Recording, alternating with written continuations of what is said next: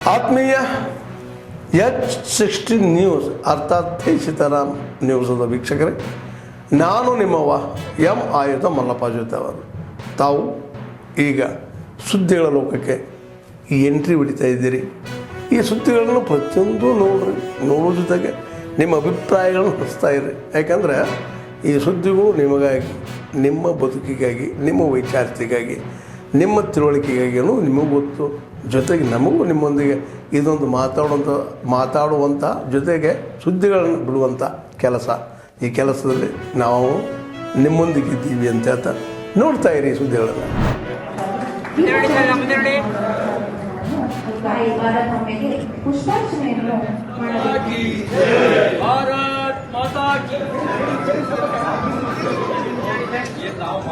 ಗೌರವವನ್ನು ಸ್ವೀಕರಿಸಿದ ಅಭಿಮಾನಿಗಳಿಗೆ ಗೌರವವನ್ನು ಸ್ವೀಕರಿಸಿದ ಅಭಿಮಾನಿಗಳಿಗೆ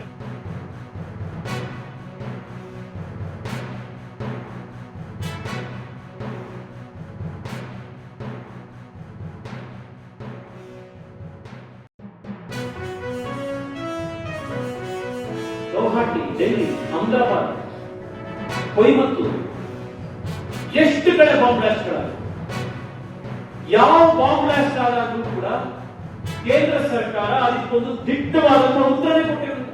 ಬಾರಿಗೆ ನರೇಂದ್ರ ಮೋದಿ ಸರ್ಕಾರ ಇಡೀ ದೇಶಕ್ಕೆ, ಪ್ರಪಂಚಕ್ಕೆ ತೋರಿಸ್ತು, ನೀವು ಒಂದು ಗುಂಡು ಹಾರಿಸಿ ಬಾಂಬ್ ಬ್ಲಾಸ್ಟ್ ಭಾರತದಲ್ಲಿ ಮಾಡಿದ್ರೆ ನಾವು ಊರಿ ಸರ್ಜಿಕಲ್ ಸ್ಟ್ರೈಕ್ ಮಾಡ್ತೀವಿ, ಬಾಲಾಕೋಟ್ ನ ಏರ್ ಸ್ಟ್ರೈಕ್ ಮಾಡ್ತೀವಿ, ಆಪರೇಷನ್ ಸಿಂಧೂರ್ ಮಾಡಿ ಪಾಕಿಸ್ತಾನದ 180 ಕಿಲೋಮೀಟರ್ ಒಳಗಡೆ ಇರುವಂತಹ ಬಹಾಪುರ್ಪುರದಲ್ಲೂ ಕೂಡ we will take you out ಅನ್ನುವಂತಹ ಒಂದು ಮೆಸೇಜ್ ನ first time national security paradigm ಅನ್ನ ನರೇಂದ್ರ ಮೋದಿ ಸರ್ಕಾರ ದೇಶದಲ್ಲಿ ಇವತ್ತು 25 ಕೋಟಿ ರೈತರಿಗೆ ಸಾಯಿಲ್ ಹೆಲ್ತ್ ಕಾರ್ಡ್ಗಳನ್ನು ಇವತ್ತು ಸರ್ಕಾರ ಡಿಸ್ಟ್ರಿಬ್ಯೂಟ್.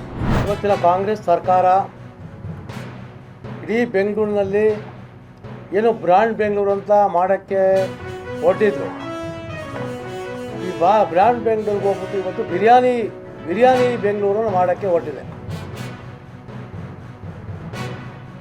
ರಾಜ್ಯ ಸರ್ಕಾರದಲ್ಲಿ ಬೆಂಗಳೂರಿನ ನಾಯಿಗಳಿಗೆ, ಬೀದಿ ನಾಯಿಗಳಿಗೆ 2,80,00,000 ರೂಪಾಯಿ ವಾರ್ಷಿಕವಾಗಿ ಖರ್ಚು ಮಾಡಿ ಚಿಕನ್ ಬಿರಿಯಾನಿಯನ್ನು ಕೊಡುವಂಥದ್ದು ಔಚಿತ್ಯ ಏನು?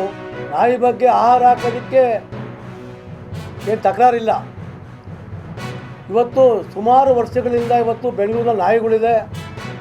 ಯಾರೋ NGOಗಳು, ದಾನಿಗಳು, ಯಾರೋ ಮನೆಯವರು ಆಹಾರವನ್ನು ಕೊಡ್ತಾರೆ, ಹೋಟ್ಲ್ ಮಾಲೀಕರು ಆಹಾರವನ್ನು ಕೊಡ್ತಾರೆ.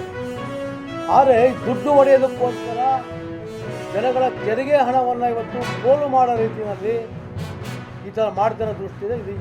ಇದರ ಯಾರು ಮರ್ಮ ಇದೆ, ಇದಕ್ಕೆ ಯಾರೋ ಒಂದು ಸಹಕಾರವನ್ನು ಕೊಡ್ತಾರೆ ಅಂತ ಸಾಮಾನ್ಯ ಮಹಾನಗರ ಪಾಲಿಕೆಯ ಕಮಿಷನರ್ ಅವರು ಮತ್ತೆ ಉಸ್ತುವಾರಿ ಸಚಿವ DK ಶಿವಕುಮಾರ್ ಇದಕ್ಕೆ ದಯಮಾಡಿ ಹೇಳಿಕೆಯನ್ನ ಕೊಡಬೇಕು.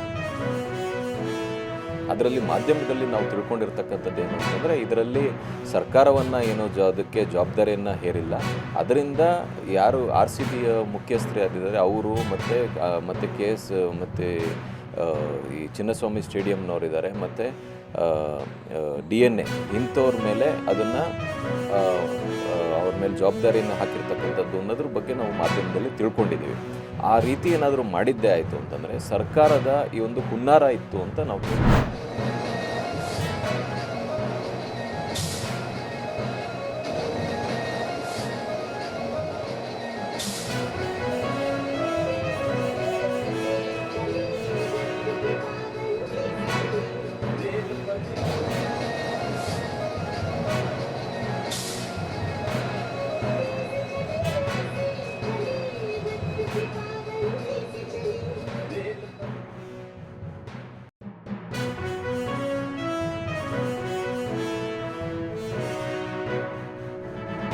ಪೂರೈಕೆ ಆಗೋದು ಬೇಡ, 2 ತಿಂಗಳಲ್ಲಿ ಮುಗಿಸ್ತೀವಿ.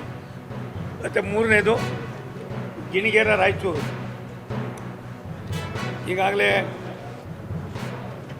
ಸಾಕಷ್ಟು 84 ಕಿಲೋಮೀಟರ್ ಪೂರ್ಣ ಆಗಿದೆ. ಗಿಣಿಗೇರ ಕಾಟಗಿ ಆಗಿದೆ. ಸಿಂಧನೂರು ಹಿರೇಕೋಟಂಗಲ್ ಇದೆ 33 ಕಿಲೋಮೀಟ್ರು. ಅದು ಕೂಡ ಈ ಡಿಸೆಂಬರ್ 26ಕ್ಕೆ ನಾವು ಮುಗಿಸ್ತಾ ಇದ್ದೀವಿ.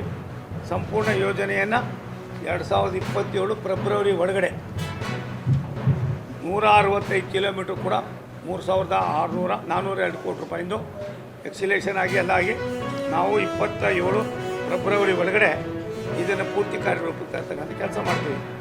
ಗದಗವಾಡಿ 257 ಕಿಲೋಮೀಟ್ರು 2841 ಕೋಟಿ ರೂಪಾಯಿ.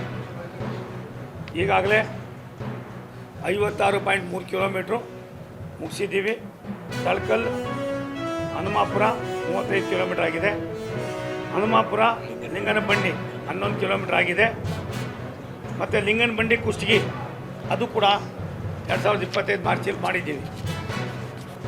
ಪ್ರಸ್ತುತ ಪ್ರಗತಿಯಲ್ಲಿರುವ ಕಾಮಗಾರಿ ಶಹಾಪುರ ವಾಡಿ 45.3 ಕಿಲೋಮೀಟರ್. ಗುರಿ 2026 ಡಿಸೆಂಬರ್ ಒಳಗಡೆ ಶಹಾಪುರ ವಾಡಿಯನ್ನು ಮುಗಿಸ್ತೀವಿ. ಕುಷ್ಟಗಿ ಜಮಲಾಪುರ ರಸ್ತೆ 20 ಕಿಲೋಮೀಟ್ರ್, ಅದು ಕೂಡ ಜನವರಿ 26ಕ್ಕೆ ಮುಗಿಸ್ತೀವಿ. ಬೆಳಿಬೇಕಾದ್ರೆ ಅದಕ್ಕೆ ಗೊಬ್ಬರ ಬೀಜ ಹಾಕೋದಕ್ಕೆ ಸುಮಾರು 20-25 ಸಾವಿರ ರೂಪಾಯಿ ಖರ್ಚು ಬರ್ತದೆ. ಯಾಕಂದ್ರೆ ಈ ಸರ್ಕಾರ ಬೀಜ ಮಾರತಕ್ಕಂಥ ಬೀಜದ ಏನು ರೇಟ್ಗಳಿದಾವೆ ಅದನ್ನು ಕೂಡ ಇವತ್ತು ಜಾಸ್ತಿ ಮಾಡಿದೆ. ನೆನಪಿರಲಿ, 4 kg ಮೆಕ್ಕೆಜೋಳದ ಒಂದು ಪ್ಯಾಕೆಟ್ಗೆ ಸುಮಾರು 1600 ರೂಪಾಯಿಂದ 2000 ರೇಟ್. ಅಂದ್ರೆ ಕನಿಷ್ಠ 400 ರೂಪಾಯಿಂದ ನಿಮಗೆ 500 ರೂಪಾಯಿ ತನಕ ಕೂಡ ರೇಟ್ ಕೊಡ್ತಾರೆ ಬೇರೆ ಬೇರೆ ಕಂಪ್ನಿಗಳಲ್ಲಿ. ಕೆಲವೊಂದ್ಸರಿ ರೈತ ಏನ್ ಮಾಡ್ತಾನೆ, ಅವನಿಗೆ ಖರೀದಿ ಮಾಡೋ ಶಕ್ತಿ ಇಲ್ಲ ಅಂದ್ರೆ, ಯಾಕಂದ್ರೆ 1 ಎಕರೆಗೆ ಕನಿಷ್ಠ ಅವನಿಗೆ 4 kg ಬೀಜ ಬೇಕು. ಅವರು ಪ್ರೊಆಕ್ಟಿವ್ ಆಗಿ ಇದ್ರ ಬಗ್ಗೆ ವಿಚಾರವನ್ನ ಅವರು ಆಲಿಸಬೇಕು. ಯಾಕಂದ್ರೆ ಇವತ್ತು ಹಾಸನದಲ್ಲಿ ಆಗ್ತಿದೆ, ಮುಂದೆ ಬೇರೆ ಜಿಲ್ಲೆಗಳಿಗೂ ಇದರ ವ್ಯಾಪ್ತಿ ಹರಡ್ಬೋದಾ, ಇದ್ರ ಯಾವ ಸಮಸ್ಯೆಯಿಂದ ಆಗ್ತಿದೆ ಅನ್ನೋದು ಇನ್ನೂ ದೃಢಪಟ್ಟಿಲ್ಲದೆ ಇರೋದ್ರಿಂದ ಬಹಳ ನಮಗೆ ಒಂದು ಸಂಶಯದ ಜೊತೆಯಾಗಿ ಭಯ ಹುಟ್ಟುವಂತ ವಿಚಾರ.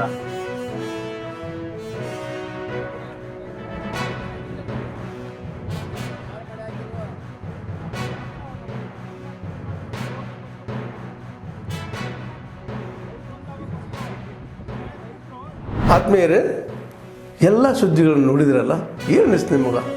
ಇದರಲ್ಲೇ ನಿಮ್ಗೆ ಲೈಕ್ ಆಗಿರ್ಬೋದು, ಡಿಸ್ಲೈಕು ಆಗಿರ್ಬೋದು, ಕಾಮೆಂಟ್ ಬೇಡಪ್ಪ ಅಂತೂ ಅನಿಸಿರ್ಬೋದು, ಕಾಮೆಂಟ್ ಮಾಡಬೇಕಪ್ಪ ಅನಿಸಿರ್ಬೋದು, ಶೇರ್ ಮಾಡಬಾರ್ದಪ್ಪ ಅನಿಸಿರ್ಬೋದು, ಅದು ಮಾಡಬೇಕು ಅನಿಸಿರ್ಬೋದು.